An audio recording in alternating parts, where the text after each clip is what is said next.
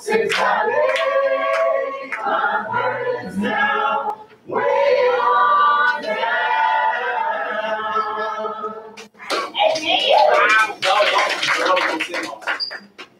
We got this.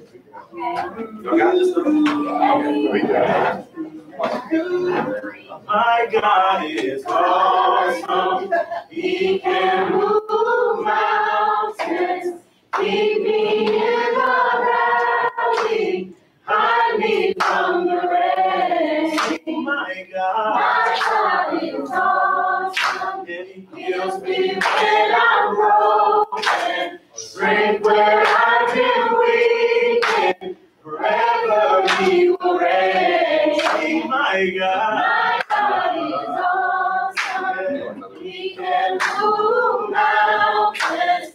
Keep me in the valley. Hide me from the rain. My God is awesome. He heals me when I'm broken. And strength where I've been weakened. Forever He will reign. And my God is awesome. Come on. Awesome. He's awesome. Yes, He is. Awesome. Sing, my God is awesome. Sing like you mean to sing. Awesome. He's awesome.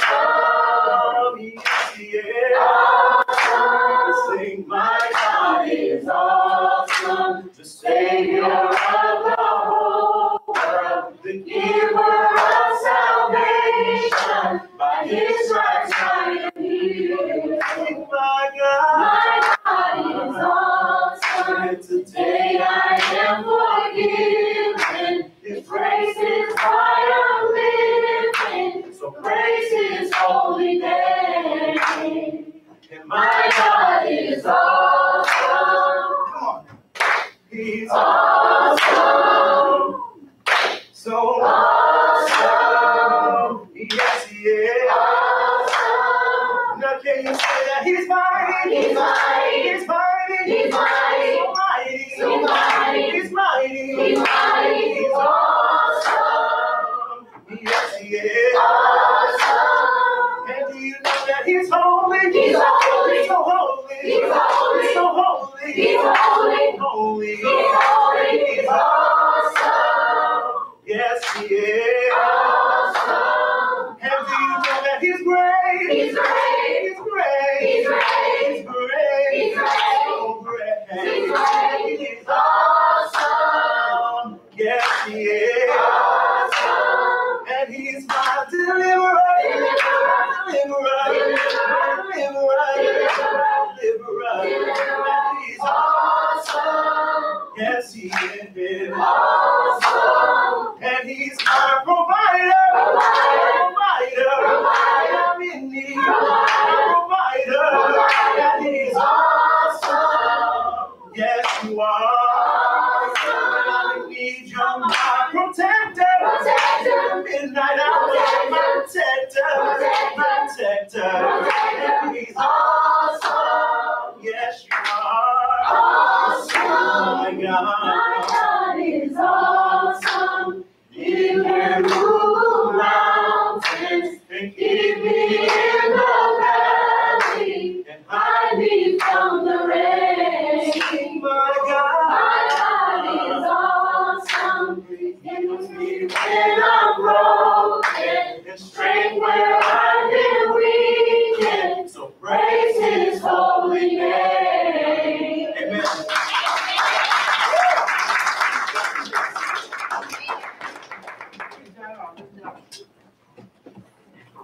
That's okay? Yeah. One quick thing.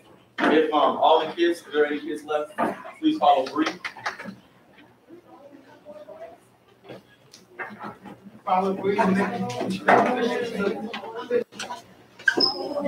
right, that's okay? Yes. Go upstairs. Bree, open the Bree. Is everybody here? Yeah.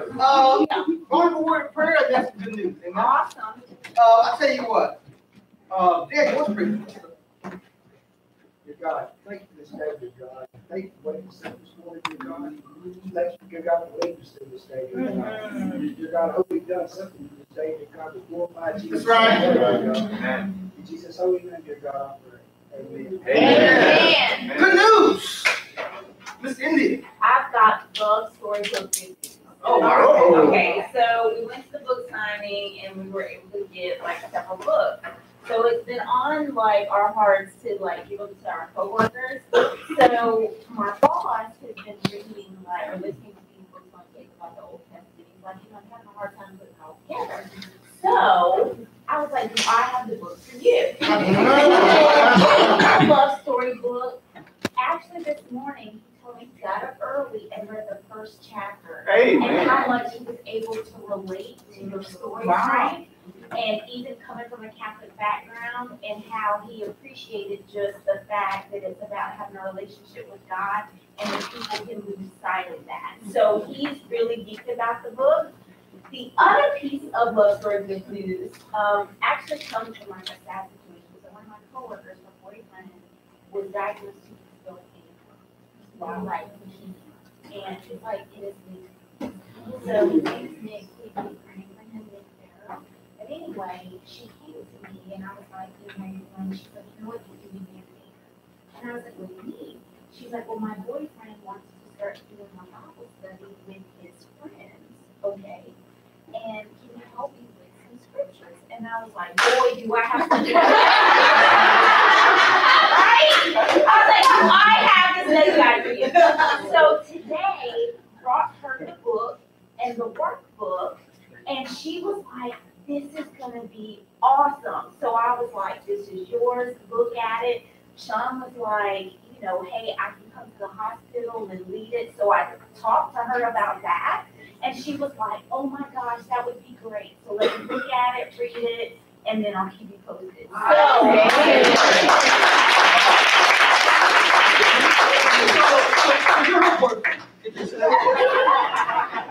long have you been together? So yeah, that was an awesome story. She inspired me because she already had planned to give her boss the copy of Love Story. And so that spurred me on to talk to my principal and assistant principal. So I made it a part of our meeting on Tuesday. First thing I did is introduce them to the book. They're both happy, and the first thing they said is, oh, I can read this book. Not too long.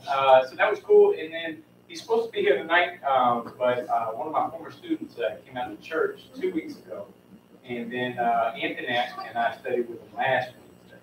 So, you know, that's been great, and that's been humbling because he's just coming back, and he's had a lot of questions about God, and it's just awesome to see somebody you know for a long time starting to learn about God.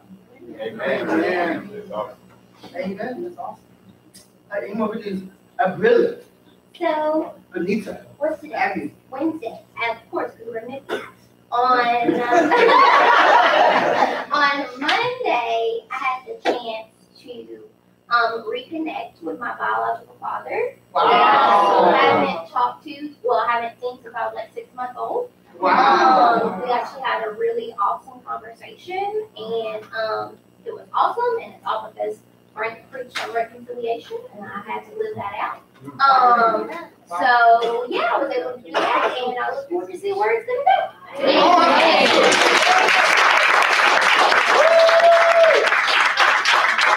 Good news. Any more good news? Felicity. In the spirit of reconciliation, my family has been like in a weird kind of place over the last year and a half. Both sides. I have a huge, huge family. My mom's side has 13 siblings, my dad's side has 13 siblings. But for whatever reason, people have just kind of gone their own way. Okay. They've really disjointed. And so that's been a really big prayer of mine to just kind of be a bridge for people in relationships and things like that. So I've really just seen the fruit of that over the last year. Just the conversations that we've been having, the way that we've been reaching out to each other, keeping up with each other, visiting one another. It's just been really, really refreshing to see that God is healing us, you know, through different relationships. So I just hope He's doing something amazing. That's awesome. Amen. That's great news. Good news. You know, Brian, and Jacqueline. Okay. I might be getting my medication. Yes. I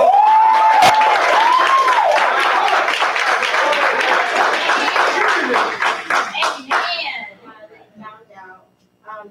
Basically, there's a society that a nonprofit organization that I'm in on the Facebook group, and they really worked really hard.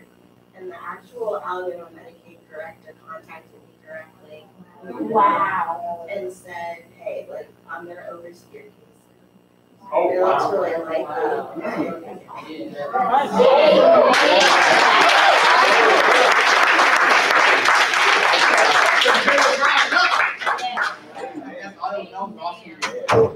So Brian, top that.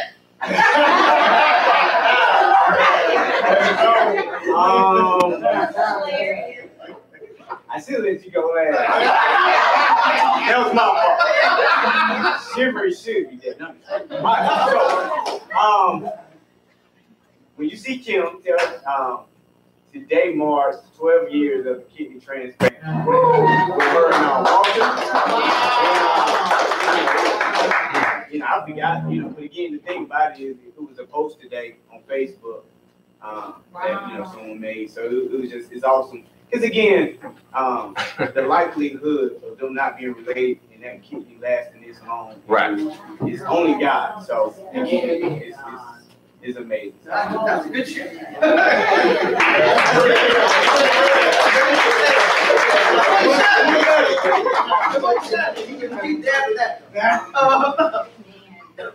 Even more good news. Miss Lee, what you got? So I was in a car accident about a month. That's not good news. We have to find it. About a month and a half ago, and so sometimes I feel like when sharing my faith, I think God has just thrown me some softballs, like very easy, no-brainers. And so throughout this accident ordeal, I've been having to be inside a rental car, like Enterprise, picking me up and dropping me off, and you're with them for a while, so it's like you have to talk and build some kind of rapport with each other. So I've been able to share my faith with a couple of people that have been picking me up and dropping me off. And one girl, we bond over our anxiety issues, and she just moved to Birmingham. She knows nobody, and she was looking for a church. So hopefully things work out with her coming out.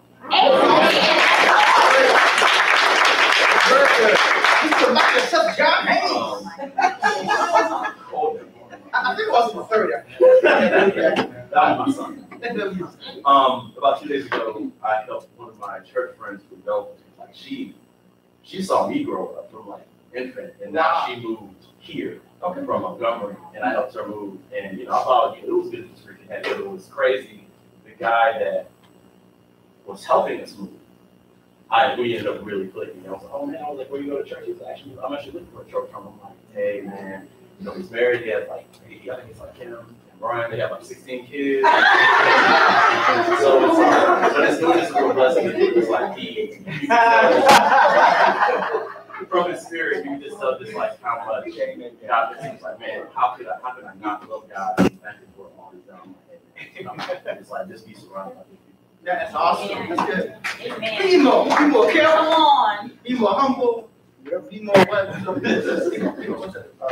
It's official today. I'm designing the Gardendale fan t-shirt site.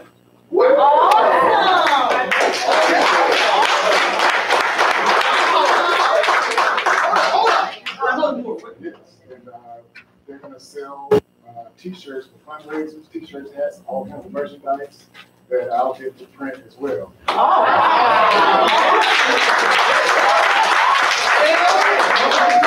So we can say we knew you when Mr. Jamal Maddox. Come on, Jamal. Yeah, I had it was a guy I met at a laundromat here in Homewood, and it was interesting. The day I met him was like he saw me across the room, and it was just weird. Like, man, for some reason I just feel like we gonna have to connect. So we good friendship, but after a while we kind of lost connection. And then some time a little later, he went back to that same laundromat and ran into this guy, Michael St. John Hayes. Wow. Reconnected with him, and we actually started a Bible study. Oh,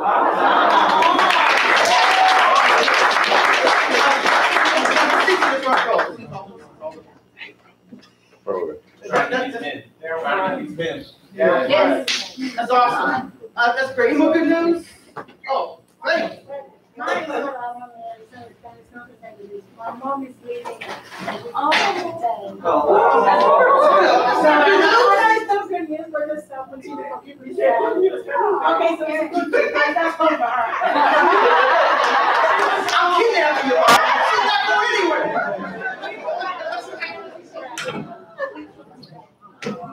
Oh, man. I thought she forgot to go home. Yeah. We love you, man. I'm very happy.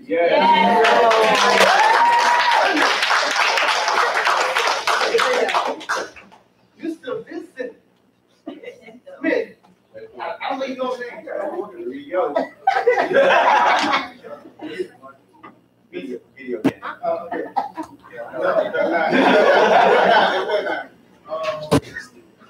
Actually, I was gonna mention that my mother actually just left anesthesia, and one of his anesthesia sisters, I'm not sure Coach. but they're going to Georgia today, starting today, this weekend, I believe, for anesthesia's birthday. So I was praying for the safety of the there, and I'm glad that they can, glad that they can have fun and hang out together. Here we go. I can see John Hayes the second time. It's just I'm gonna call him out. He, this guy right here. Avery. We've been able to go on like some runs with her park. It's just it was just real good to bond. You know, it's like being so busy and everything. We were able to pray and then we just get close to God and just talk about real issues. It's just good to know that our household is actually important. That's awesome. Amen. That's awesome.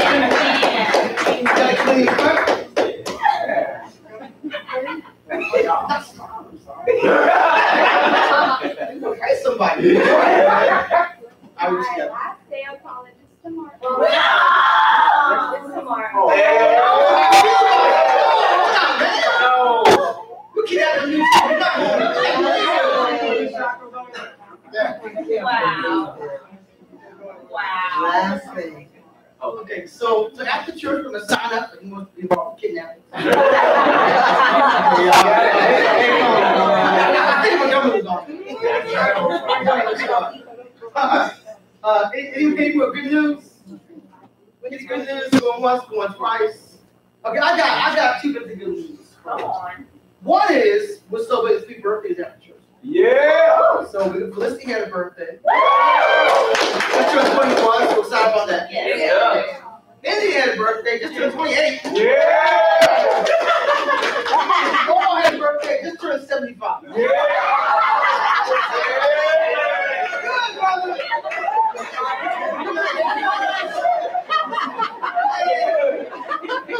You are the only 75-year-old guy. So we're excited about that. 75, man.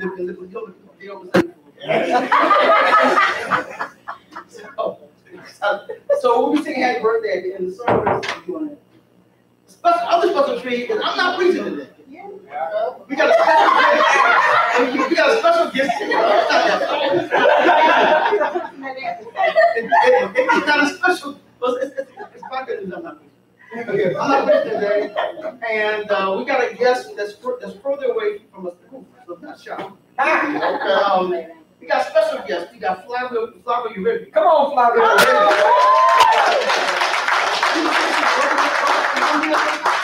Missionary in South America for 30 years.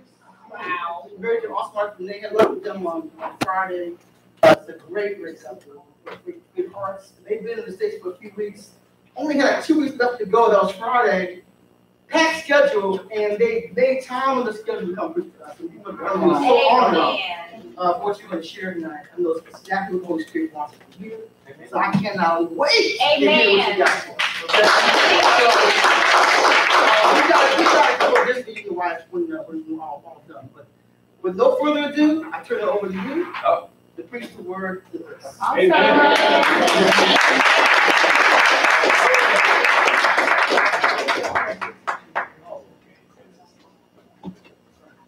Well, hello. I do not know what to preach about, to be honest. I do not know you guys, so I have no clue. I can tell you a little bit about ourselves. My wife, since her love, she was getting ready to get in the car, and she just felt really sick. Had it for over a month now. Like Willie said, on the road again. And so she was just really, really bummed that she didn't get it. We met with Frank on Friday. He said, "Man, is there a Wednesday?" She said, "Next Wednesday's open. Let's go. Let's go." She was the first one. So she said, "I really want to be here."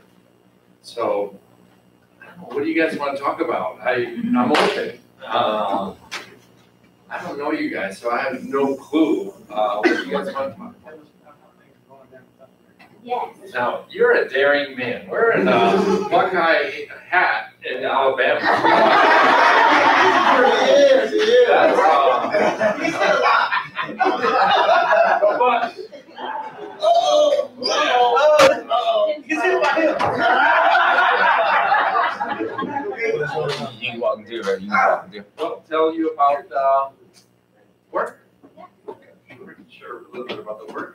My wife and I have been missionaries for 30 years. My wife went on the first missionary team that went to Latin America as a junior in college. She went to do her junior year abroad and part of the team in Mexico City.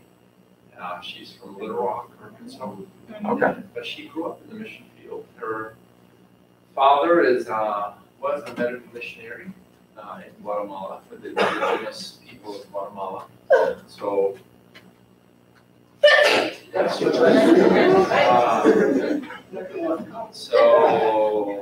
so literally, she's been in the mission field for a long time, and she's now choosing to be a missionary over or about 30 years. And so we started with a group or working in Colombia, South America, in Bogota. We now have over 15 churches in the country.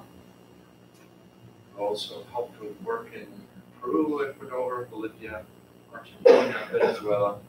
We've lived in Venezuela and Argentina and Mexico.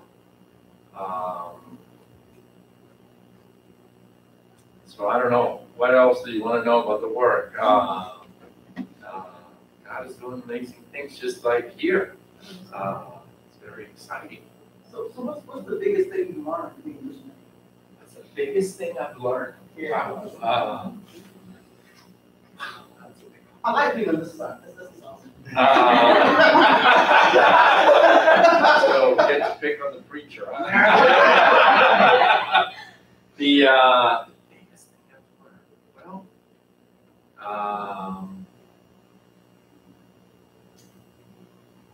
God is merciful. That He is very patient. It's amazing that how He doesn't give up. Really.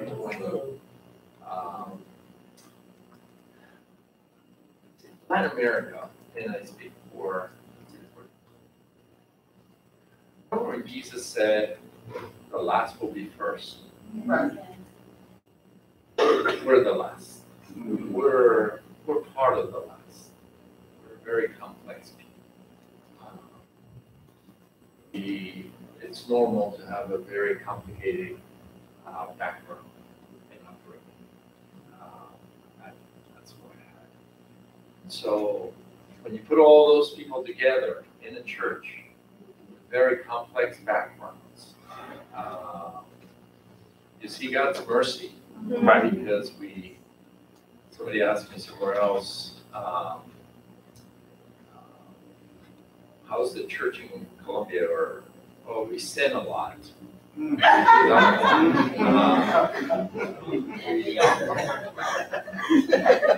do. Sorry, maybe you don't. We do. We sin a lot. It's very complex. I mean, in Colombia, we've had a war, a civil war for over 50 years. Wow. Imagine that. And then all the, well, apparently they signed a peace treaty. More like peace treatment for the nation. Apparently that was signed, but it's very confusing to the country how it was done. Then the whole drug business that has had in the country, the people, and just broken homes. There are just many broken homes. So I mean, I do not. I mean, I can definitely not agree with the attitude the Pharisees had, obviously, because Jesus made it very clear that it was wrong what they did. But I can understand them because we're difficult people. And I can see when he said, oh, now they're all going to be together in one happy family. I'm sure they just stood there like, them? I mean, what? We're going to, where do we start? And so to see God at work, and it's very exciting, but it's humbling, and I would have given up on us a long time. But he hasn't. Yes, That's right. Thank God. He hasn't. So, yeah, thank God. Really thank God. We're complex. We sin. That's what I do most of the time. Just ask for forgiveness. God, forgive us, because we're terrible. Which is very simple. Yes, sir. Yes, sir. I was Your mom? Yes, sir. Happy birthday. I would like peace and the cake. The nice thing is that if I don't get it from you, I get it from Felicity. So, but I'm sure you'd be willing to share. Yes. Yes, sir. My question was, obviously, like imagine we don't hear again about the situation with Colombia. In Colombia, difficult, especially about the Civil War. My question was, are there any other religions that you only evaluate or conflict with in Colombia? Yeah, we're all people in Latin America believe in some form of God. So there are many modern religions, Catholicism,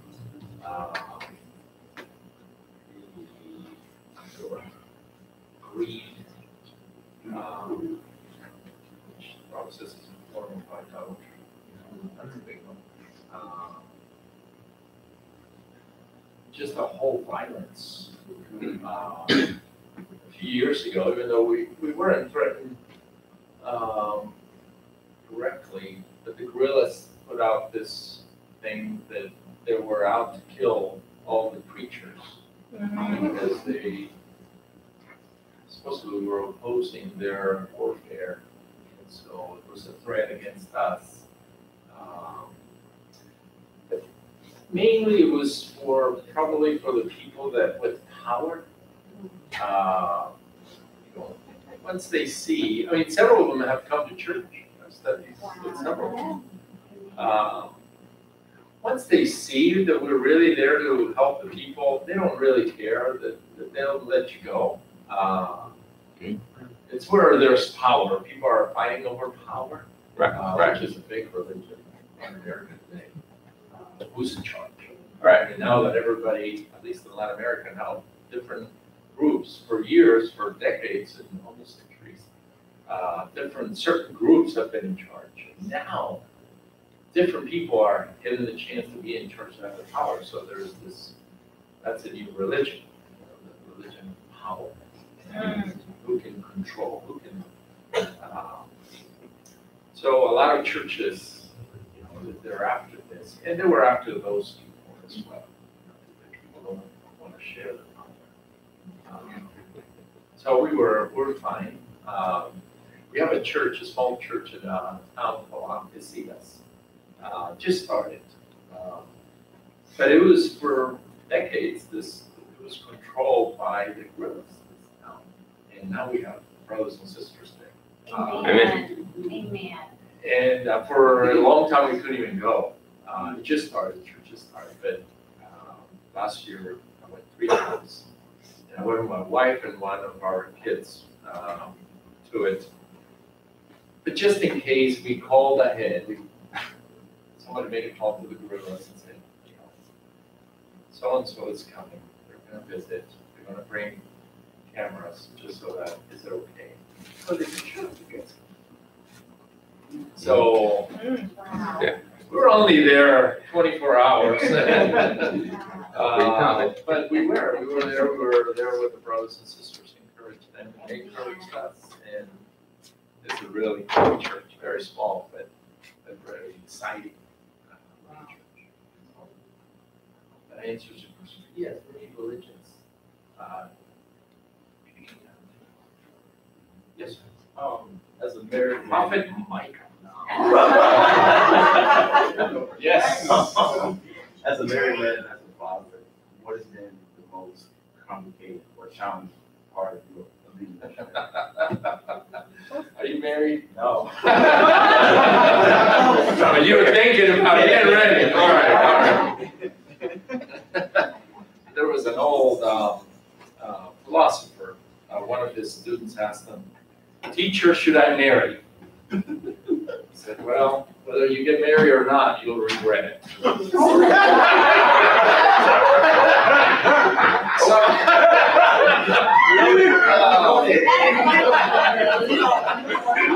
remember that.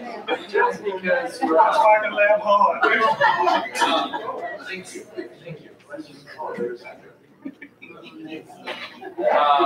Well, that's a very interesting question. And then I'll tell you a little bit about my story, and then it will make sense. I'm one of 5 children raised by a single mom, by 3 different fathers. I didn't meet my dad literally until I was 14 when I came to this country. And so that's how I was raised. The one that was my father, the father figure, who was very close to us in the family, he sexually abused all of us but one of the children. And so that's how I grew up. And so when the idea of becoming a father, a husband and father, that was like,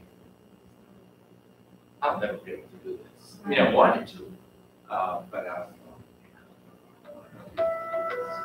as a matter of fact, if my wife was here, she would want me to tell you the story because I heard her for a little bit, but then it all worked out. The first time I saw her, and I went to meet her. I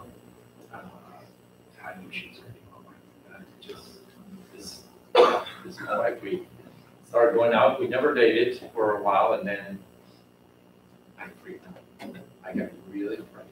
I said, I'm not ready to get married. So I went to be a missionary somewhere else. I thought I was more spiritual. That's real. I was just really afraid. She was really afraid, obviously, because I didn't explain anything. I just shut my heart and said, I want to be spiritual. I can't be in love with you. We never dated. Now, 3 years later, we ended up in the same mission team again. Can't escape it, man. You can't escape it. And so, I had to face it. I faced it, and I asked for forgiveness. I told her, and that's the first sister that I finally came honest. I said, you know what? I'm afraid of it. I don't know how to relate. She looked at me, she smiled, she said, I know. So I said, you still want to be my friend? She said, wow, that was it. 5 months later, we were married.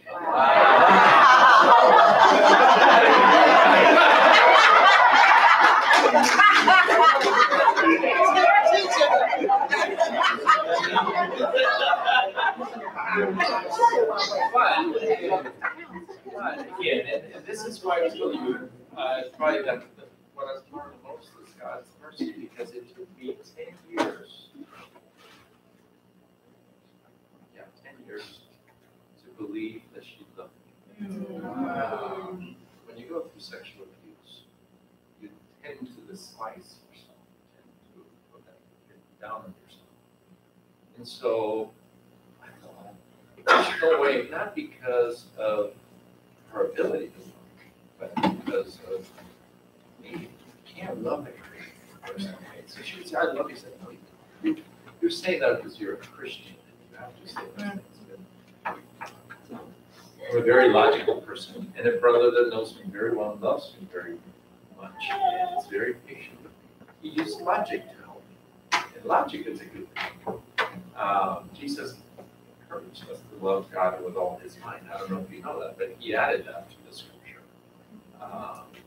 In Deuteronomy, when it says, God, love your Lord your God with all your strength, with all your soul, it does not have mind. He added that. With all your mind, because he noticed at the time that people did not use their minds to love God, and so, which is a lot of what we're losing today. But that's a different story. And so this brother came up to me and said, "Okay, let's talk about this." She's a Christian. She grew up in the Church of Christ. She's like 5th generation Church of Christ. She was baptized at 13. I mean, this woman is incredible. She's just, to me, she was perfect. And he said, well, she's been a Christian for so many years.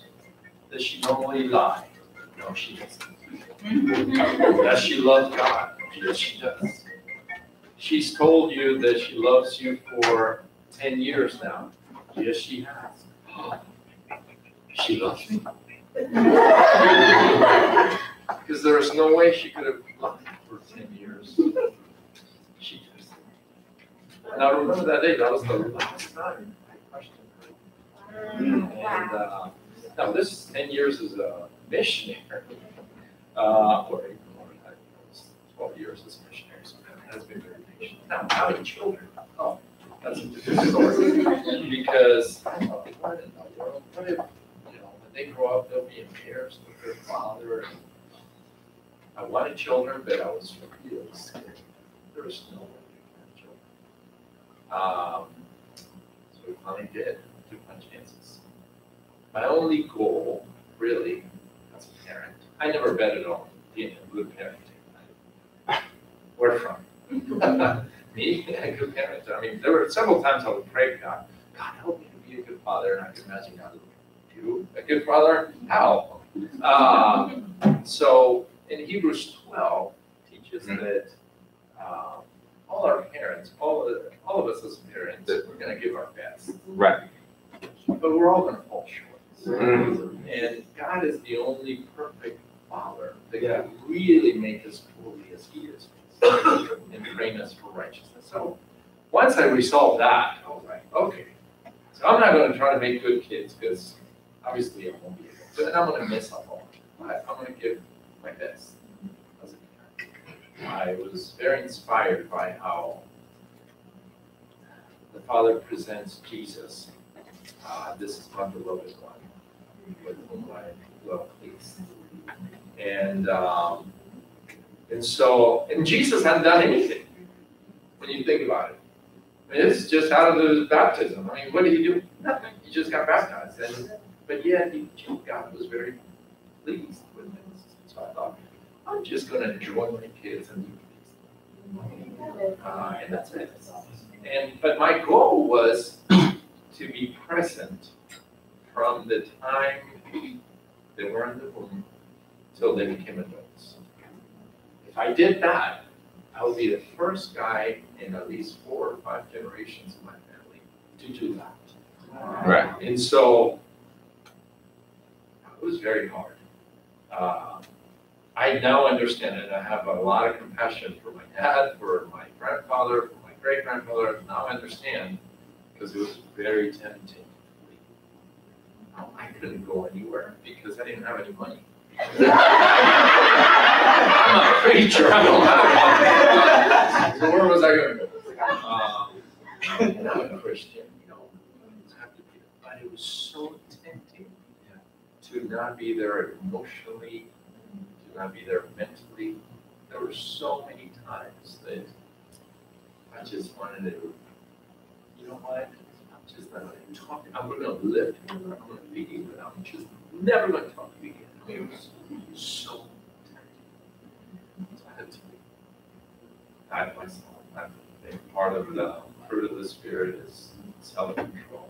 Yeah. Okay, self-control over my emotions, my thoughts. And many days, especially in their teen years, did I do something?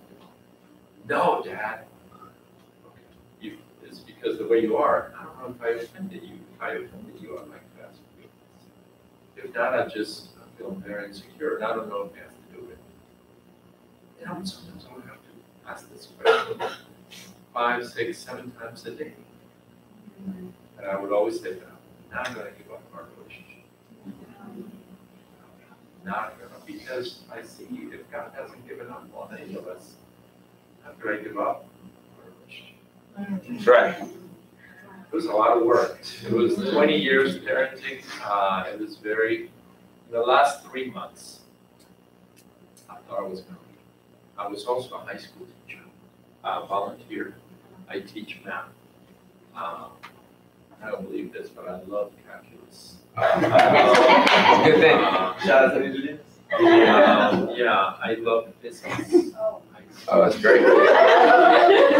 So I taught physics and math for 9 years. And my last year, I had the twins. I have twin boys. They're now, they'll be 20. They're in college. They're sophomores in college. And I also have, I have my daughter, who'll be 22. She's graduating next week. She's studying chemistry. So the last year I had the boys, and I didn't think I was going to. I mean, I just, my goal was, I just got to be there until I graduate from high school, and then I can die. And I didn't have enough energy. And so I told my assistant, this is out of private school, I told my assistant, I said, listen, this is what I'm going to do. I don't have any. This was my goal was to be present, to give her my heart, but I'm running out. I don't think I'm going to make it. She said, well, why don't you tell the class? I was like, the class, my kids are there. So we'll tell them, and we'll pray for you, we'll encourage you. All right, I'm going to do it. So I told them, in front of the whole class, I said, guys, this is the truth. This is the kind of parent I've been. This was my goal, just let me know. I don't think I'm going to make it. This is so hard. And so the different kids started standing up and saying, oh, Mr. Reed taught us. It just said very nice things about me, and it was very moving, very encouraging. And then one of the twins, I almost died. I didn't know what he was the most difficult one. And he's a runner. And he said, well, Dad, you're at the best. Because when you're in a race, last part when you see the finish line is the best part. Because all your family is waiting there. And they're there to encourage you. And once you cross the finish line, they're going to hug you. You've run a good race. You've done a good job. Enjoy this life. Wow.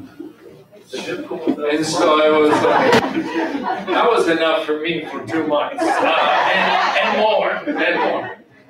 So I did. I survived. I'm still alive. I really thought it was going to die. I gave my best.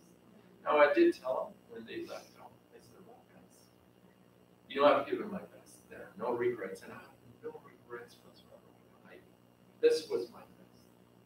But I said, I know my best felt very short. I know I've messed you up in many ways. Psychologically, emotionally, I know I did because I know my best was still so limited. But I said, but I entrusted you to God. Amen. Right, correct. The more I messed you up, the more God will do in your lives to fix you.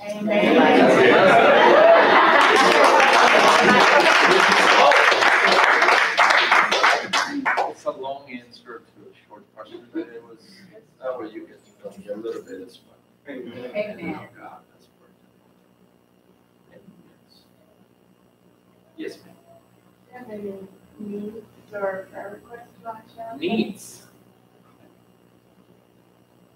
Wow.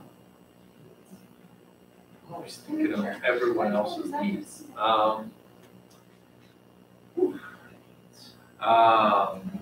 Well, yes, I'm a preacher. That God will give me the strength and the wisdom and the love to remain faithful till the end. I'll continue preaching.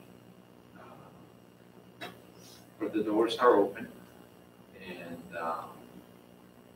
I'll be patient when the doors are closed. Pray for my wife. She's married to me. So she is, bless her heart. I mean, she is, I drag her everywhere. I mean, we've been on this road. We came up to Nashville. They asked us to come up and help them out preaching for a month. But we've been several places. We love to visit the smaller churches. Do you know that 80% of our churches around the world are less than 100 members? So you're like 80% of the churches. So, and about 40% or so of those are less than 50 members. We're a movement of very small churches. So, which is, hey, your soul is still special. Right, Each one here is very special. But several years ago, my wife and I had said, you know what, we need to, we're trained, we're experienced. We've been called several things, seasoned, which just means old in some circles. We need to help, we need to go encourage. So we've been visiting the churches. We wanted to come here. We went to Chattanooga. We went to Clarksville. We're going to Knoxville. We went to Jackson. So we've been in and out from Nashville, just going different parts, encouraging, and most of all, being encouraged by the brothers and sisters.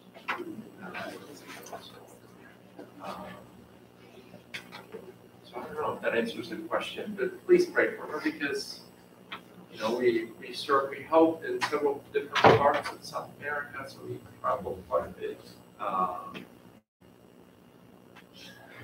We're also helping here, we're helping in Canada, we're helping some of the work in Europe, we're helping. So we're spread out very thin. So pray for us that God will give us strength. Amen. Anything else? Yes, ma'am. So recently, for a couple of weeks, we've been talking about Reconciliation. and culture, church culture, and how to maintain a culture that reflects Jesus and development. And so, what can you share with us that will help us strengthen our culture here, as far as serving, loving one another, encouragement? I'll read a passage that in Luke 6.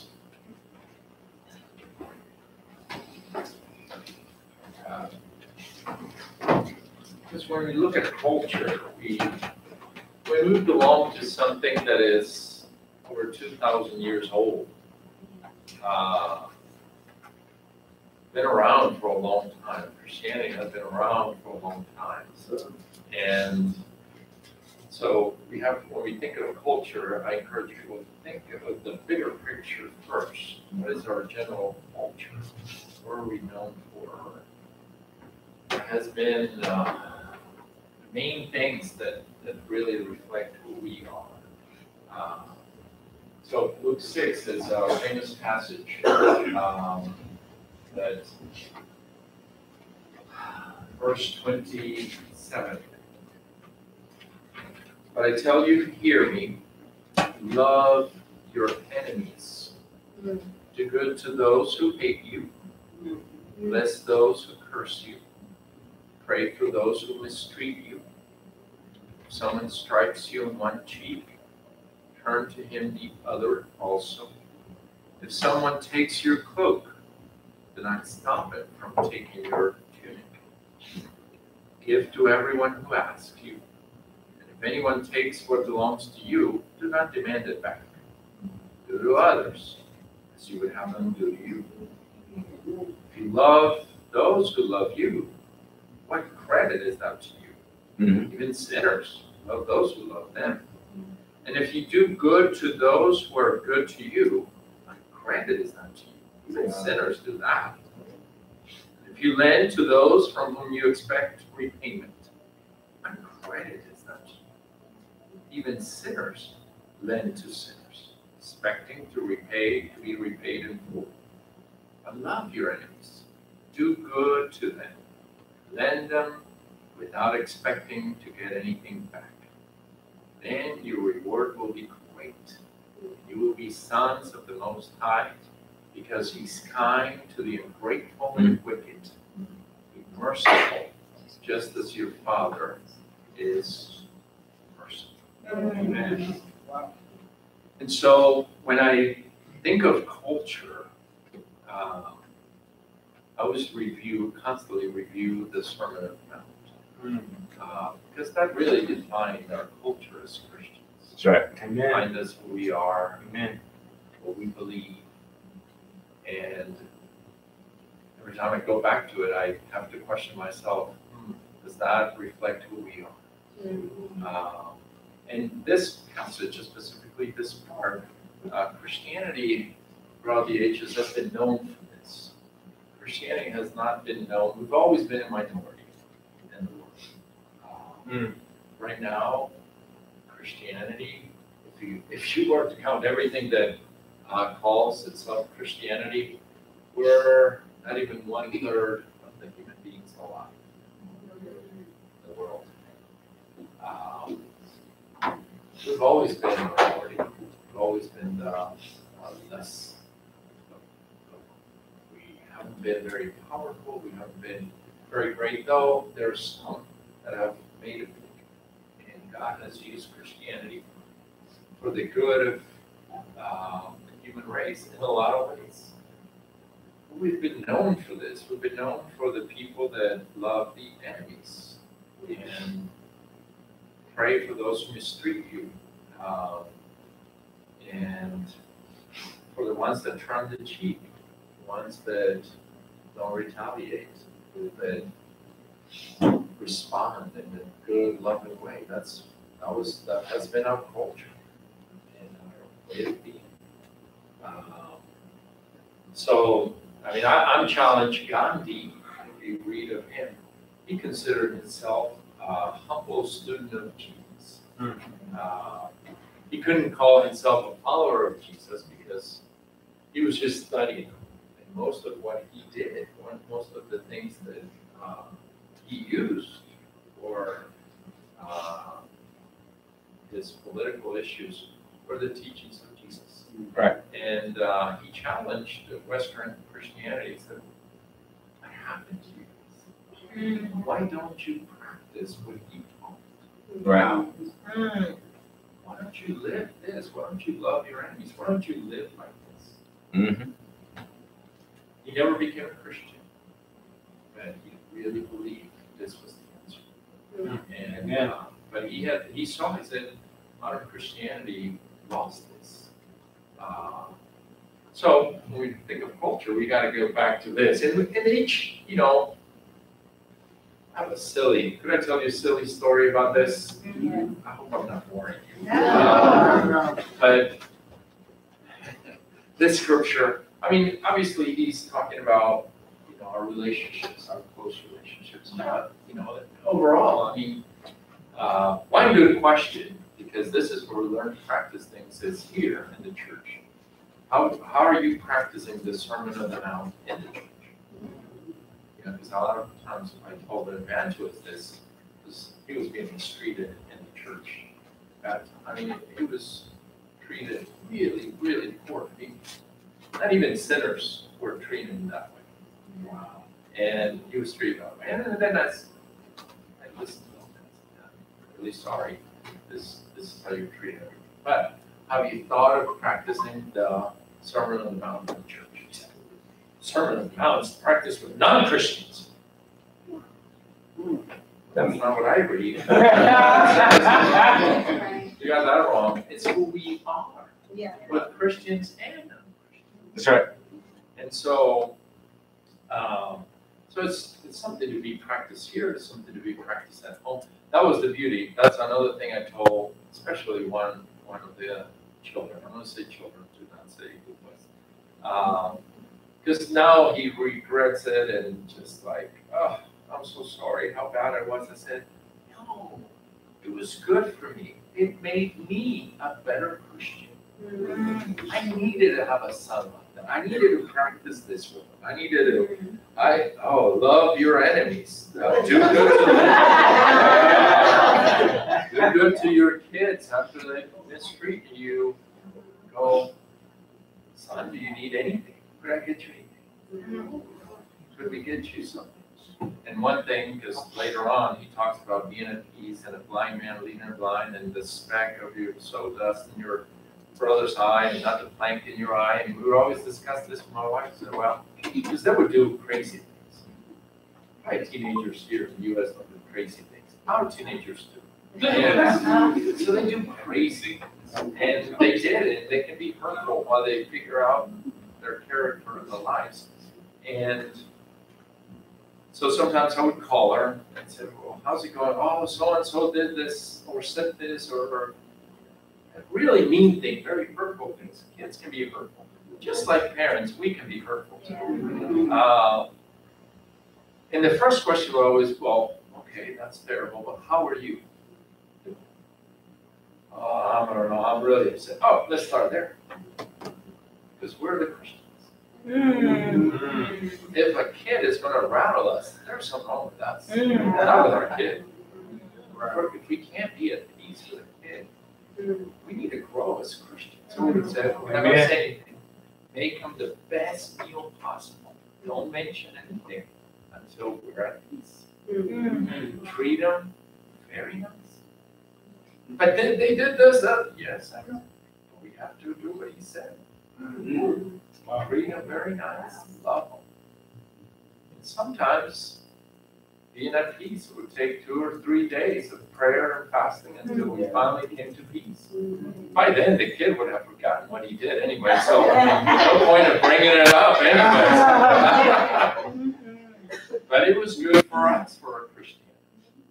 But I also tend to want to practice this. See, I look at the scripture, I look at his teachings, I want to practice all his teachings. So sometimes I'm like, oh, I wish, things would happen to me so that I can practice what he does. When you live in a developing city, stealing and petty theft and being held up with an arm to rob you, it's common. Right. I've never been robbed before. It was like, I was waiting, when am I going to be robbed? So I was always looking forward to, what am I going to do with him? Am I going to pray with the guy? Am I going to give him a hug and say, man, I've been waiting for this day. What else can I give you?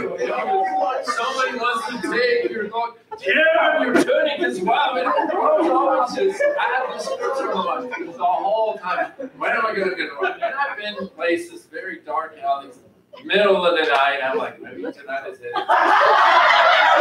Disappointment. It wasn't.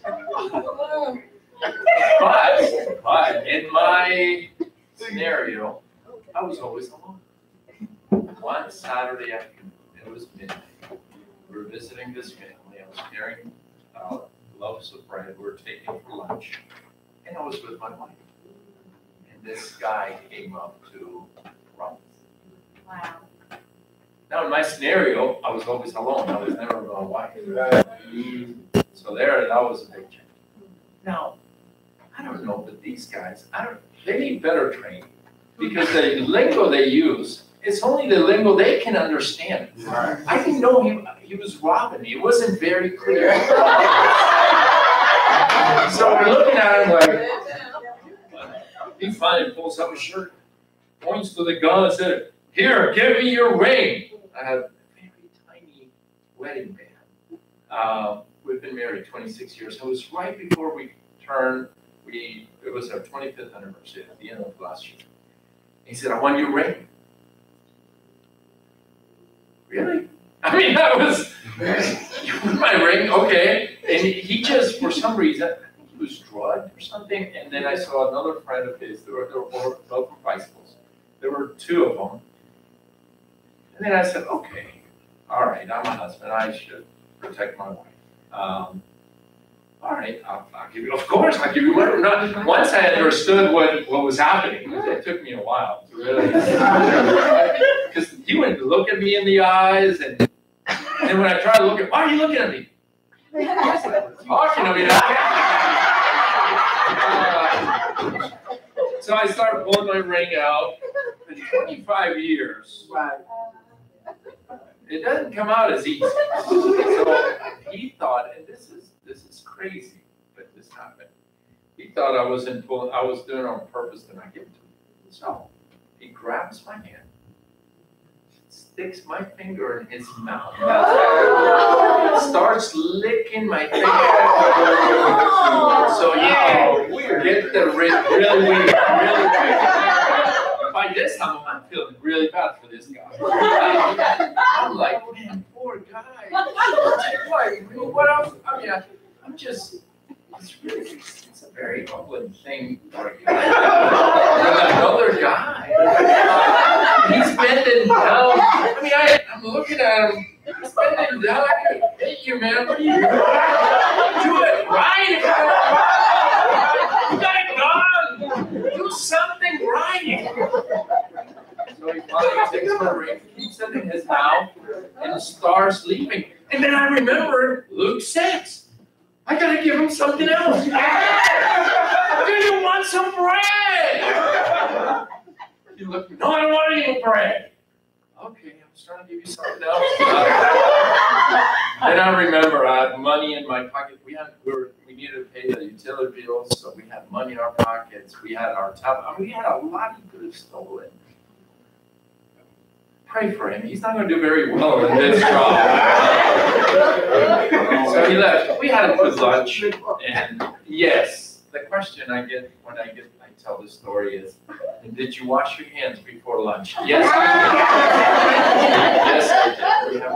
But there are many ways to practice the scriptures. I mean, if we're there every single day, we could practice this because there are many enemies every day, and some of them are for a short period of time. Some of them just get mad for no reason. It's the time to, what can I do for this person? Oh man, you wouldn't even say hi to me this morning when I greet him. I want to go out and buy him a donut. This is what I need to do because, see, this was the culture. Come on. It was this. It was every single day practicing this with everyone. And so you came out and you were loving people, doing good to people. Think of all the verbs in this that he calls us to do. You can pray for them. You can do good to them. You can serve. I mean, there's so many things we could be doing for all the people around us. Right. Like with parenting, you're so concerned. You know how a friend comes over the house. Sometimes friends come over and say, hey man, could I get a glass of water? We immediately get up and say, sure. you want it with ice? So we do. And so one of the kids, 2 o'clock in the morning, it was about in between 1 or 2, he would always call, Dad! Because then his mom would get up. Or wouldn't wake up, actually. I want water! I would wake up and I'd think, okay, if it was a friend calling me for water, would I get up? Well, yeah. How come I'm not going to do it for myself? Sure. Do you want advice? Wow. Do you need it? Sometimes you'll be sent there, hey, could I get some water? You know, all those parenting things, hey, you can get it yourself. You can get it. But we never tell that to a friend. How can we treat a friend better than we treat our own children? Now, I believe in teaching the children. Of course, I believe. I taught them. Of course, life lessons. I remember there were 7. We had the economy talk. Kids, I'm a preacher. I don't make much money. I'll help you till you graduate from high school. After that, you're on your own. Wish you the best. At 7, they can understand. So they had a few years to get ready. They did. And so they were ready. They all now have scholarships. They're all doing very well in school. They all work. I don't pay anything for them. They travel to Columbia to see us because they all study here in the U.S. They all travel to see us. They're thinking of going out soon and making money so they can support us, so they can support their parents. You don't have to do that, but thank you. They're thinking of, so we did teach them, we did train them. But there were times that I needed a circle. Because that was the culture I was taught. See, this is what he taught me. We can do this for everyone. It's a long answer to a question. But that's a culture, see, in us and here. I always tell the people, there's a brother came up to me and said, brother, I had a problem with my brother, my physical brother, and he's mistreated my mom and all this problem. To this day, he tells this story. And I said, well, have you made him breakfast yet? Oh, you didn't get me. My brother is mistreating my mom. I said, yeah, I heard you. But have you made him breakfast? Wow. And what do you mean? Breakfast, and special breakfast. See, in John 21, remember Jesus? When he was mistreated by his brothers, they denied him. And they left him alone to die alone on the cross. Can anybody do something meaner than that? Can your friends, can your brothers do something meaner? And then what does he do? The picture, and we can end with this. I have no idea what time we're supposed to end with. You guys have been really cool at asking questions. John 21, remember what it says? Another passage. It says after he comes up to him, verse 8, this is verse 5, it's so beautiful. He called out to them, friends, haven't you any fish? Then they realized it's the Lord, because he's on the beach. What is he doing on the beach after the resurrection? He's cooking some fish. He's got the barbecue going. Yeah. He's making breakfast because they've been out all night. They haven't fished anything. And now we haven't. Says, throw the nets on the other side. And now my sinful self would think, aha, this is when he's going to get even.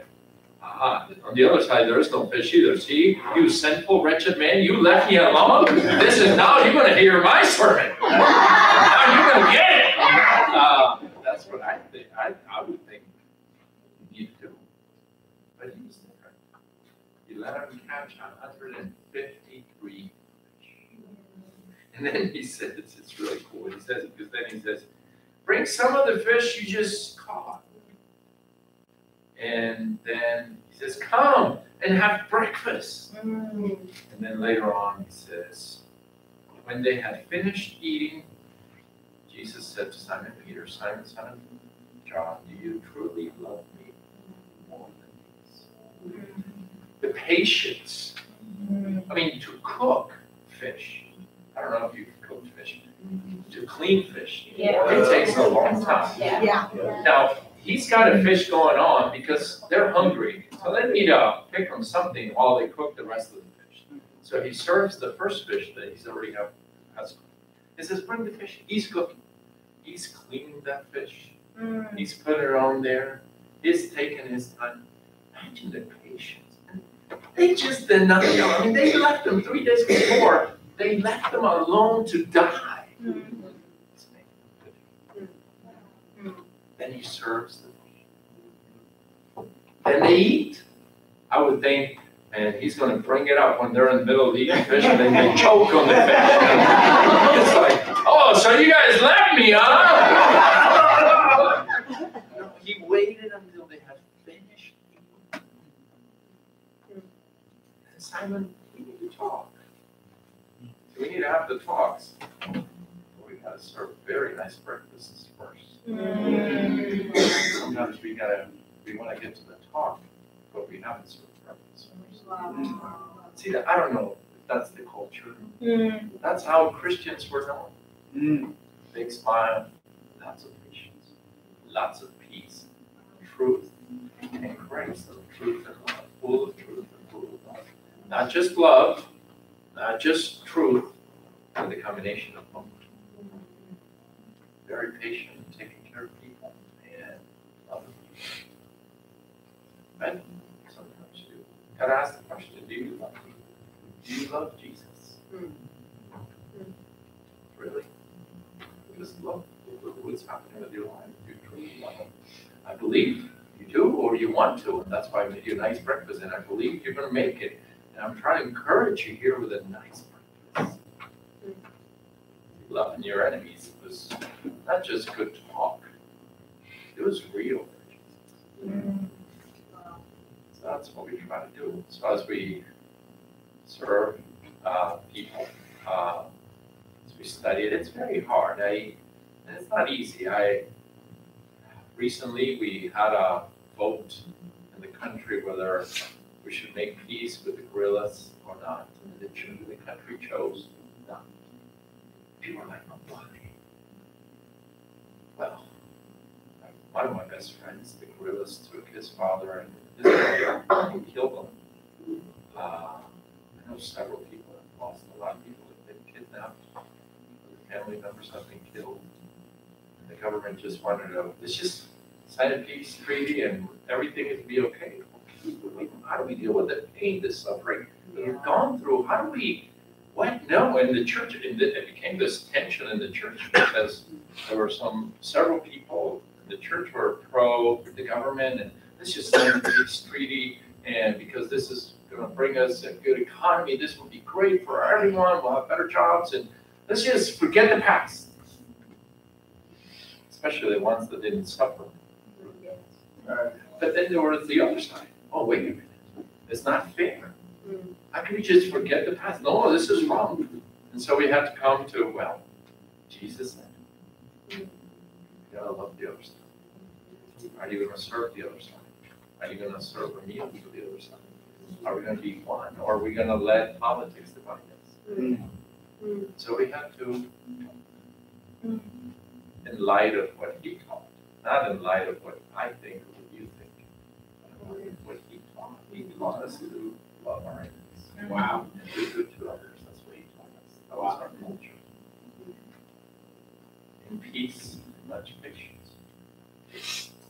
I don't want to bore you. And there's a party waiting for all of us. So happy birthday. Thank you so much, guys. Oh, yes, sir. You had a question. Yes, do you take volunteers or do you have a company for volunteers to come down? Well, yeah. I always tell people, well, are you sure you want to go in this direction? I mean, in the modern times, the first guy that volunteered, he was beheaded.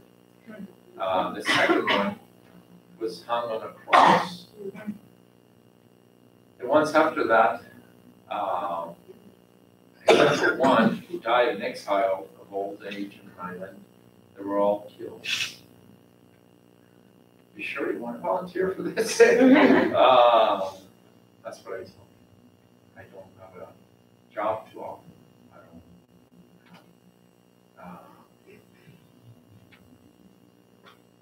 I'll tell you this, but this is a secret. Very few people know about this, and the church in Bogota just found out about this. Years ago, my wife and I decided, we thought, what if the way we're doing the ministry, I saw, at least in Latin America, that model is not going to work because as many counts as we have, when are we going to have enough money to have a full-time couple in every city, in every town? Why are we going to be able to do that at the rate that we're going? We're not. That model doesn't work in Latin America. So we said, why don't we do this? Why don't we try to live a lifestyle such that eventually we would depend on very little money and hopefully one day we'll be able to volunteer full-time without making any, but still do the work full-time. And we were inspired by the passage of Matthew 6. He will provide the basic needs for us. Don't worry about what you'll eat, what you'll need for dress, or what you will provide. And specifically, I think that was for preachers. At least that's what he was talking about. And so we had this crazy idea. He's crazy as well as I. Why don't we just resign from any money that we get from church and live by faith? This is our 3rd year. And so we just live by faith. Whatever happens, happens. And now we don't have children at home, so we don't have much to spend. My wife and I, we don't have much desires in this world. We're very happy with what we have. We don't expect much. She likes to study, so I took out my pension money and invested it in her study. She's graduating this Saturday from her 2nd master's. This one is in theology. She never asked for much, really. And she asked, I want to study, I want to do my master's. Sure. Here's my pension. Oh. And so, two old people, what do we need? We don't need much. And so, we could go preach at places, stay with brothers and sisters. Most people have a place or two where we can stay. So that's what we do. And we preach for free wherever we go. We preach so that we take the message to people. And we go from city to city, country to country, we preach about Jesus. That's what we do. It's so cool because God has so many ways to do this. I was encouraging a neighbor where we're staying. Again, this couple is putting us up. He even lent me his truck to come all the way here. I said, I want to go visit the church there. Here, take my truck. Thank you, brother. It's a very nice. But I've been talking to a neighbor that I just met a couple weeks ago or 3 weeks ago. He's very interested in the work that we do. And I said, your money has gone a long way because I'm already learning to use this. I just met this man, and he said, I want to share something with you. I said, what? You know how the Apostle Paul, or it says in the scripture, he said, set money aside so that when I come by, I can just take it. I've been setting some money aside for you, Paul. And I want to give you the money so you can continue doing it. Wow. This is the guy I just met. Wow. And I'm like, what? No, you don't have to do that. No, please, let me do this. Yeah. So God takes care of us. Wow. I just learned his name. Wow. So I went by and I said, thank you so much. Look, your money's already doing a lot of things. We're already invested in it. He was very happy. Wow. And I was very encouraged. So we get to meet him. So God is taking care of us. So when I tell people that want to train, I said, I don't have a job for you because I don't even have a job. Well, I do have a job, I just don't get paid. So, and this is our life, and I do tell them the story of this is how it all started. If you still want to come, you're more than welcome. You get to see God at work in ways. Your life will change, that's for sure. So, yes. You can live with us now that the kids are gone. We have beds. So you can stay with us. I don't know if that answers your question. There's lots of work. And I'm dying to train more people because I'm dying. And so I got to pass whatever God has given me. I got to pass it to people because once I'm gone, it's going to be gone. But God will save it and trust it. Sorry. Once, even higher. Well, it's good to share so much with you guys, but I guess this is the first visit. So hopefully I get to see you guys again. Very exciting. Thank you so much for your patience, for your love for God, for your faithfulness through the trials and tribulations. I hope the Christian culture remains in your hearts and your lives, in your families, in the church, with your co-workers, with your neighbors. May you be a light in the city. Amen. Amen.